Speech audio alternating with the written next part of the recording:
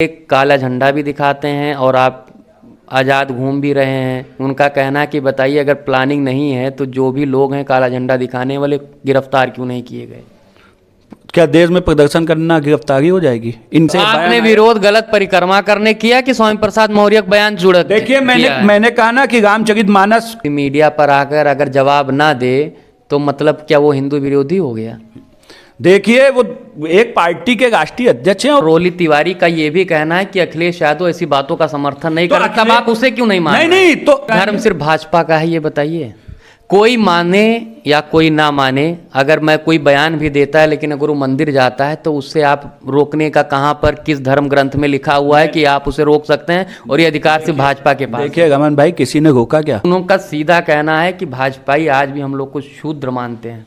2014 के बाद से ये परिपाटी बदल चुकी है। अच्छा, अगर अभी भी अखिलेश यादव नहीं कहते हैं तो क्या अखिलेश यादव को और अब किसी भी मंदिर में जाने से रोक लेंगे आप? मैंने कहा ना, जब तक अखिलेश यादव जी क्या ये पहले से प्लानिंग था? आप पुलिस भी आपके साथ मिली हुई थी? देखिए अखिलेश जी, तो आपने वो बयान सुना होगा, ओ पुलिस। बिल्कुल, जो दलितों के साथ में और ओबीसी वर्ग के साथ में जो जो चीज़ें लिखी गई हैं उन्हें हीनता का भाव कराती है, इसलिए उन चौपाइयों को हटना चाहिए। क्या कहना चाहते हैं आप? स्वामी प्रसाद मौर्य आज तो पैदा नहीं हो गए हैं। करिए, उसमें नारी के अपमान की भी बात है।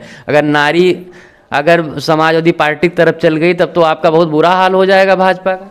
देखिए रमन भाई, ये 2014 से हम सब देख भी गए हैं। और स्वामी प्रसाद मौर्य का खड़ा किया रामचरितमानस विवाद खत्म होता उससे पहले अखिलेश यादव लखनऊ में एक मां पीताम्बरा के महायज्ञ में शामिल होने पहुंचे थे। वहां पर भारतीय जनता पार्टी के युवा मोर्चा के नेताओं ने और एबीवीपी के कार्यकर्ताओं ने अखिलेश यादव को काले झंडे दिखाए। उनका कहना था कि जो भी स्वामी प्रसाद मौर्य रामचरितमानस और ब्राह्मणों को लेकर कह रहे हैं उसके पीछे अखिलेश यादव की बड़ी साजिश है। अखिलेश यादव हिंदुओं में तोड़फोड़ करना चाहते हैं, ओबीसी दलित के साथ में समाज में अगड़ो पिछड़ की लड़ाई करके 2024 की रोटी सेक रहे हैं। हमारे साथ में काले झंडे दिखाने वाले भाजपा के युवा मोर्चा के महानगर महामंत्री अमित त्रिपाठी से जानेंगे आखिर इन लोगों ने अखिलेश को काले झंडे क्यों दिखाए। जी, स्वामी प्रसाद मौर्य के बयान पर अखिलेश यादव ने तो कभी समर्थन भी नहीं किया, फिर ऐसे में आप लोग क्यों नौबत आ गई है कि आप काला झंडा दिखाने लगे? देखिए, अखिलेश यादव की चुप्पी साफ इशारा है कि उनका समर्थन स्वामी प्रसाद मौर्य के बयान को है और हम इसी का विरोध करें। आज जब वो पीताम्बरा माई के दरबार में आए थे तो हम यही पूछना चाहते थे कि आप जवाब दें कि आप इसका समर्थन करते हैं या विरोध करते हैं। लेकिन वो एक बड़े नेता, एक बड़े बेटे की तरीके से आते हैं, गाड़ी से उतरते हैं और जब वो इतना उनको जानकारी का अभाव है कि जब आप परिक्रमा करने जाते हैं यज्ञ में तो आप सीधे के बजाय उल्टी करके गाड़ी में बैठ जाते हैं। और आज भारतीय जनता पार्टी के कार्यकर्ता के हैसियत से नहीं कह रहा हूं, मैं हिंदू समाज के हैसियत से एक बात को कह रहा हूं और पूरा हिंदू समाज जिस तरीके से आपने विरोध गलत परिक्रमा करने किया कि स्वामी प्रसाद मौर्य का बयान जुड़ा? देखिए, मैंने कहा ना कि रामचरितमानस को जो इन्होंने बैन करने की मांग की है, हमारा विरोध उस पर था। इसने ना कुछ कहा है। मैं आपको बता दूं, शिवपाल यादव ने कहा हम भी राम भक्त हैं, साथ में उनके जितने भी ब्राह्मण और क्षत्रिय जो विधायक हैं वो भी स्वामी प्रसाद मौर्य का विरोध कर रहे हैं और खुले तौर पर विरोध कर रहे हैं। ऐसे में क्या जरूरत पड़ी आपको कि आपको ये करना पड़ा? आप चाहते हैं समाजवादी पार्टी हिंदू पक्षधर हो जाए और अखिलेश यादव अगर मां के दरबार में जा रहे हैं तो आपको क्या, इससे आपको क्यों समस्या हो रही है? देखिए, भारतीय जनता पार्टी हर समाज, हर धर्म के लोगों का सम्मान करती है। जहाँ तक कि अखिलेश यादव जो बयान दे रहे हैं कि भारतीय जनता पार्टी को उनके मंदिर जाने से आपत्ति है, हमें किसी के मंदिर जाने से आपत्ति नहीं है। हमारा सिर्फ एक ही विषय है जो हमारे पवित्र ग्रंथ पर इस तरीके की टिप्पणी की गई है। क्या अखिलेश यादव जी इसका समर्थन करते हैं या विरोध करते हैं? एक स्पष्ट जवाब दे देना चाहिए। नहीं दे रहे हैं, चुप्पी साफ इशारा कर रही है कि उनका कहीं ना कहीं इसमें समर्थन है। और मैं दूसरी बात कहना चाहता हूँ, आपने ब्राह्मण की बात की है। अखिलेश यादव वही नेता हैं जब 2006 में बूथ कैप्चरिंग हो गई थी तो हमारे एक नीरज मिश्रा जो कार्यकर्ता थे, उन्होंने बूथ कैप्चरिंग को रोकने का काम किया था, वो भी ब्राह्मण ही था। उसका कैसे गर्दन काट के उनके 5 कांगीदास पर मंगवाया गया था, किसी से छुपा नहीं। और दूसरी बात, कन्नौज में एक ब्राह्मण दंपत्ति जिनके ऊपर मुंह पे कांगी पोत कर और गले में जूते की माला पहनाकर पूरे शहर में घुमाया गया था। उनसे पूछा गया था अखिलेश जी ये ब्राह्मणों पर ऐसे निंदनीय काम हो रहे हैं, आप क्या करेंगे, कार्रवाई करेंगे? तो कहते हैं इस सब पर चीजें आएंगे होते रहते हम। हैं। अखिलेश ने क्या क्या, अखिलेश का कहना जनेश्वर मिश्र पार्क बनवाया, तमाम ब्राह्मणों को मंत्री बनवाया, संस्कृत विद्यालय में उन्होंने अपनी भर्तियां निकाली, और उसके बावजूद आप लोग कैसे इल्जाम लगा रहे हैं? देखिए 2014 में लोकसभा चुनाव हुआ था। अगर जहाँ तक की बात है आप विकास की बात करना चाहते हो तो उस पर भी मैं अपनी बात कह देता हूँ। अखिलेश यादव के यहाँ पहले तो चीज़ें किसी को अवसर नहीं मिलता था, एक जाति एक धर्म के लोगों का सम्मान होता था वहाँ पर। उसमें भी जो नौकरियाँ इन्होंने निकाली वो भी हाईकोर्ट के चक्कर काटते रहे, रोजगार किसी को दे नहीं पाए। हमारी सरकार ने, योगी जी की सरकार ने 2017 के बाद से जिस तरीके से युवाओं के लिए रोजगार के नए नए अवसर दिए, MSME के तहत लोगों को रोजगार से जोड़ने का काम किया, कोरोना जैसी महामारी। आपका क्या मानना है कि अगर कोई आदमी अगर सोशल मीडिया पर आकर या किसी मीडिया पर आकर अगर जवाब ना दे तो मतलब क्या वो हिंदू विरोधी हो गया? देखिए वो एक पार्टी के राष्ट्रीय अध्यक्ष हैं और इसी प्रदेश से वो मुख्यमंत्री रह चुके हैं, और वो बयान जो दिया गया है वो चैनल, वो उनके जो नेता ने दिया गया वो ऐसे नहीं दिया गया। मैंने आपसे कहा ना, इनके पास न कार्यकर्ता है न कैडर है। ये जात का विभाजन करके राजनीति करना चाहते हैं, जातियों को लड़ा के आपस में अपनी जो राजनीतिक रोटियां वो सेकना चाहते हैं। और भारतीय जनता पार्टी जब से 2017 के बाद से आई है, आपने देखा कि 2017 के बाद से हिंदुओं के लिए जिस तरीके से सनातनी आज बढ़ रहा है, मजबूत हो रहा है। आप देखिए किस तरीके से वो धीरेन्द्र शास्त्री जी पर भी अभद्र टिप्पणी कर रहा है, ब्राह्मणों पर अभद्र टिप्पणी कर रहा है। अखिलेश यादव चुप्पी क्यों साधे हैं? और मैं नहीं कह रहा हूं ये चीज, उनके अंदर जो पवन पांडे उनके यहाँ है समाजवादी पार्टी, उन्होंने भी विरोध दर्ज कराया। रोहिणी तिवारी जो ब्राह्मण हैं, नेत्री हैं समाजवादी पार्टी की, उन्होंने समाजवादी पार्टी के नेता पे विरोध दर्ज कराया। बिल्कुल सही कहा। तो पवन पाड़े और रोहिणी तिवारी का ये भी कहना है कि अखिलेश यादव ऐसी बातों का समर्थन नहीं करता, तब आप उसे क्यों नहीं मान रहे? नहीं, तो मैं कहता हूँ अखिलेश यादव जी आके कह देना। अभी मैं बताऊं, इस जैसे ये कार्यक्रम खत्म करके उनका विरोध प्रदर्शन खत्म हो, वो यज्ञ से जब वापस गए हैं सीधे स्वामी प्रसाद मौर्य के पास गए और उनसे पहली मुलाकात हुई है इस बयान के बाद, और उसके बाद स्वामी प्रसाद मौर्य का बयान आता है कि मैं माफी नहीं मांगूंगा। ये साफ दर्शाता है कि अखिलेश यादव जी का पूरा समर्थन है उनके साथ। हमें विरोध इस चीज का है, केवल यहां पर जात को लड़ा के अगर आप हमारे धर्म पर उंगली उठाएंगे, हमारे सनातनियों को परेशान करेंगे, उनके ऊपर आरोप लगाएंगे। धर्म सिर्फ भाजपा का है ये बताइए? कोई माने या कोई ना माने, अगर मैं कोई बयान भी देता है लेकिन अगर वो मंदिर जाता है तो उससे आप रोकने का कहाँ पर किस धर्म ग्रंथ में लिखा हुआ है कि आप उसे रोक सकते हैं? और ये अधिकार सिर्फ भाजपा के पास। देखिए रमन भाई, किसी ने रोका क्या? हम तो जवाब पूछ रहे थे। एक आम नागरिक के तहत भी हमारा अधिकार है ना, पूर्व मुख्यमंत्री रहे वो इसी प्रदेश के, हमें बताए ना कि वो हमारे ग्रंथ का जो बयान आया उस पर समर्थन करते हैं, विरोध करते हैं। वो बयान, वो समर्थन और विरोध के अपने को सीधा ट्वीट करके कहा है कि भाजपा के जो अधर्मी लोग हैं, जो नहीं चाहते कि बाकी लोग मंदिर जाएं, वो हम लोगों को रोक रहे हैं। और उनका सीधा कहना है कि भाजपाई आज भी हम लोग को शूद्र मानते हैं। 2014 के बाद से ये परिपाटी बदल चुकी है। पहले इस उत्तर प्रदेश के अंदर जातियों का जकड़ा हुआ उत्तर प्रदेश था, जातियों में बटा हुआ उत्तर प्रदेश था। लेकिन 2014 के बाद से जब से देश के कमान प्रधानमंत्री जी ने संभाली है, जातियों में भेदभाव ना होकर सबका साथ सबका विकास का जो नारा था वो प्रधानमंत्री जी ने पूरी तरीके से जमीन पर उसको उतारने का काम किया। और आज चाहे आप पंडित हो चाहे ठाकुर हो, मैं ब्राह्मण समाज से आता हूँ और ब्राह्मण समाज के लिए बड़ी बड़ी बातें अखिलेश यादव, आपको नहीं पता, मैं आपको इतने उदाहरण दे रहा हूँ कि लगातार इनकी सरकार थी, सबसे ज़्यादा ब्राह्मणों का शोषण इनकी सरकार में हुआ। इन्होंने परशुराम जी की मूर्ति भी लगाई थी, उसका फरसा गिर गया था, आपको जानकारी होगी चुनाव से पहले, उसमें भी भ्रष्टाचार कर दिया इन्होंने। परशुराम जी की मूर्ति में तो भ्रष्टाचार किया। और जो ये विकास की बात करते हैं, परशुराम मुद्दा गरमाया, अखिलेश ने उठाया, तभी इस बार उनकी जयंती की जो योगी सरकार 2 की पहली सरकार में कैंसिल की गई थी, इस बार उनकी जयंती की छुट्टी फिर से की गई। कहीं ना कहीं समाजवादी पार्टी ने इस मुद्दे को उठाया, तभी तो भाजपा ने संज्ञान लिया। मैंने आपको बताया ना, उत्तर प्रदेश की जनता, छुट्टी पहले कैंसिल की गई और फिर छुट्टी क्यों करी? उत्तर प्रदेश की जनता ने सबसे ज्यादा ब्राह्मण विधायक जिताकर भारतीय जनता पार्टी को दिए हैं, और साफ दर्शाता है कि भारतीय जनता पार्टी पे ही भरोसा है ब्राह्मण समाज को। अच्छा, अगर अभी भी अखिलेश यादव नहीं कहते हैं तो क्या अखिलेश यादव को और अब किसी भी मंदिर में जाने से रोक लेंगे यार?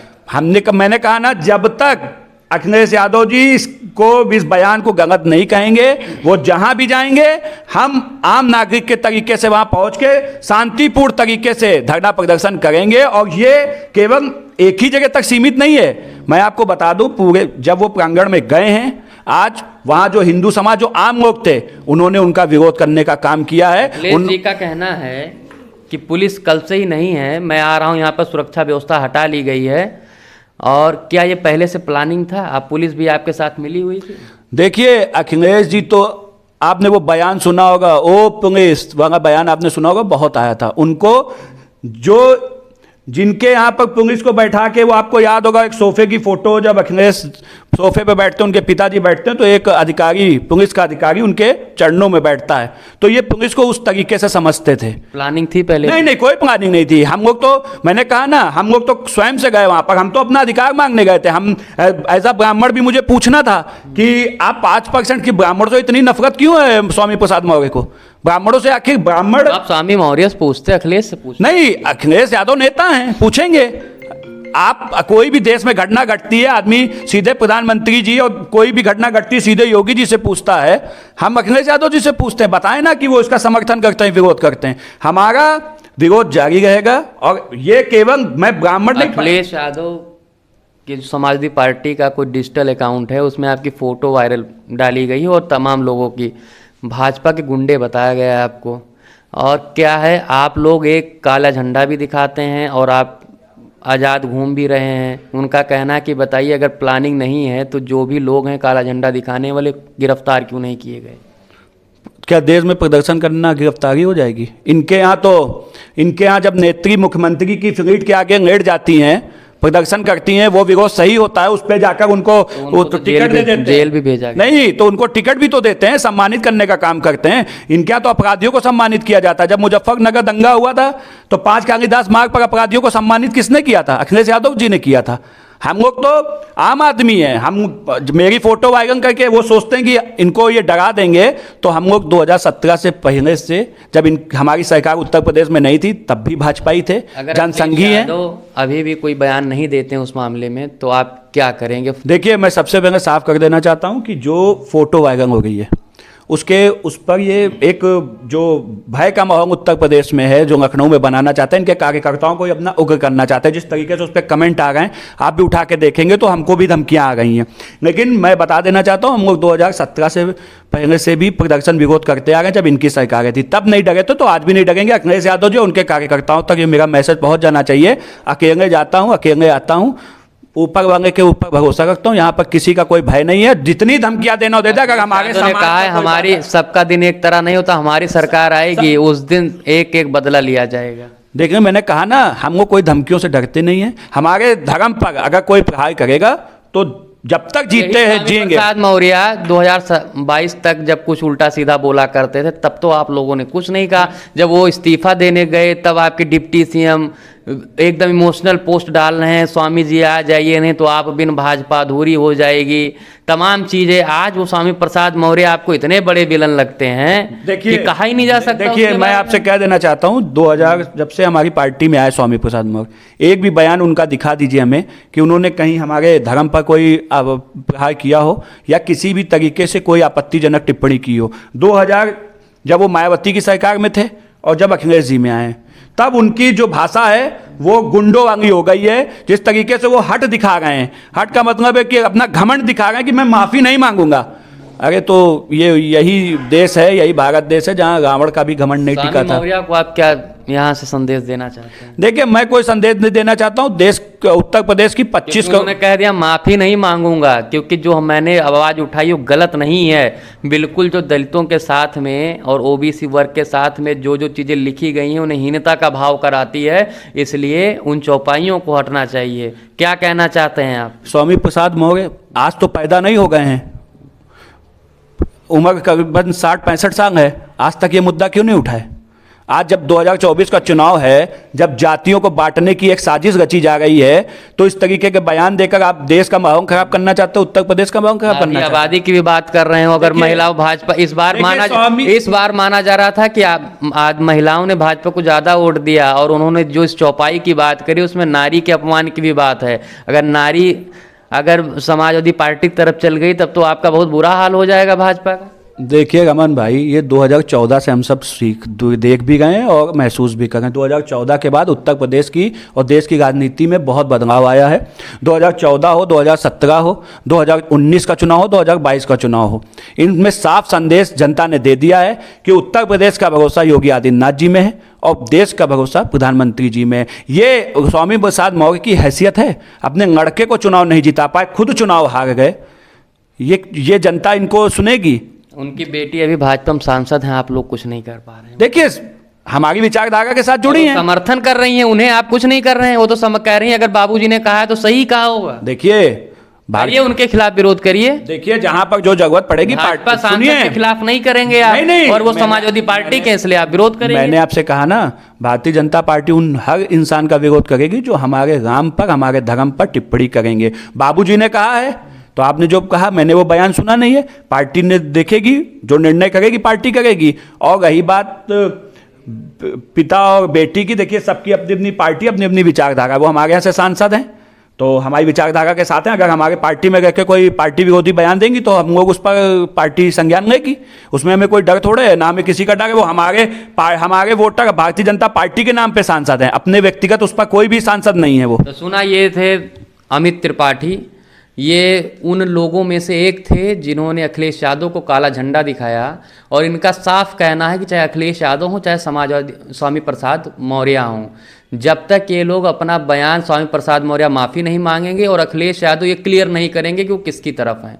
वो अगर स्वामी प्रसाद मौर्य का विरोध करते हैं तो खुले मंच से या फिर मीडिया के माध्यम से कहें कि मैं स्वामी प्रसाद मौर्य का विरोध करता हूं। अगर ऐसा वो नहीं करते हैं तो उनके खिलाफ इनका जो भी धरना प्रदर्शन है, जो भी चीज़ें हैं, वो जारी रहेंगी। कैमरामैन शनि के साथ मैं रमन मिश्रा, NTTV भारत। सब्सक्राइब कीजिए आपका अपना चैनल NTTV भारत।